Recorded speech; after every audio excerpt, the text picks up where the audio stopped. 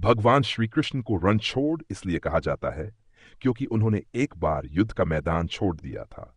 ये घटना उनके जीवन की एक अनूठी लीला से जुड़ी हुई है, जिसे रणछोड़ लीला कहा जाता है।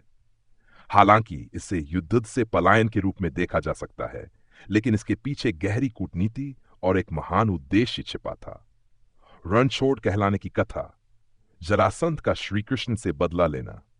जरासंध मगध का शक्तिशाली राजा था। वह कंस का ससुर था, और जब श्री कृष्ण ने कंस का वध किया तो जरासंध को बहुत क्रोध आया। उसने 7 बार मथुरा पर हमला किया और हर बार श्री कृष्ण और बलराम ने उसकी सेना को पराजित कर दिया। हर बार पराजित होने के बावजूद जरासंध अपनी विशाल सेना के साथ बार बार आक्रमण करता था। वह 23वीं बार का युद्ध और श्री कृष्ण की लीला।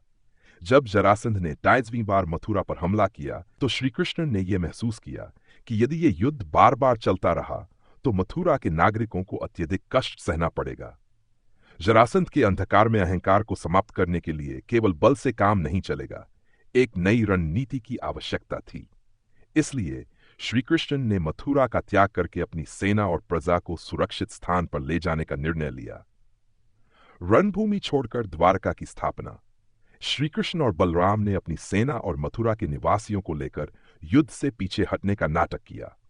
उन्होंने पश्चिम की ओर समुद्र के किनारे जाकर द्वारका नगरी की स्थापना की।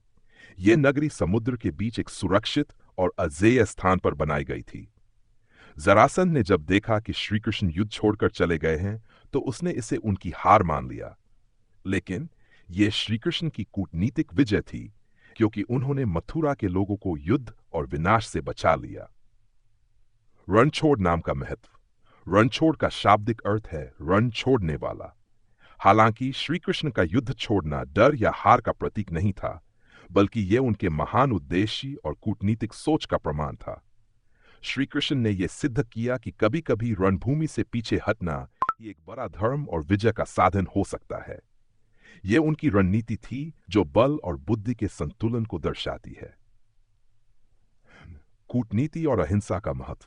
केवल बल प्रयोग से समस्या का समाधान नहीं होता। कभी-कभी बुद्धिमानी और कूटनीति से बड़ा उद्देश्य साधा जा सकता है। प्रजा का कल्याण। श्री कृष्ण ने युद्ध छोड़कर यह संदेश दिया कि राजा का सबसे बड़ा धर्म अपनी प्रजा की रक्षा करना है। सत्य और धर्म की विजय। श्री कृष्ण का यह कार्य यह दिखाता है कि युद्ध में विजय से अधिक महत्वपूर्ण सत्य, करुणा और धर्म की स्थापना है। इस प्रकार श्री कृष्ण को रणछोड़ कहने के पीछे उनकी महानता और दूरदृष्टि छिपी है, जो केवल युद्ध लड़ने तक सीमित नहीं थी, बल्कि मानवता और धर्म की रक्षा के लिए थी।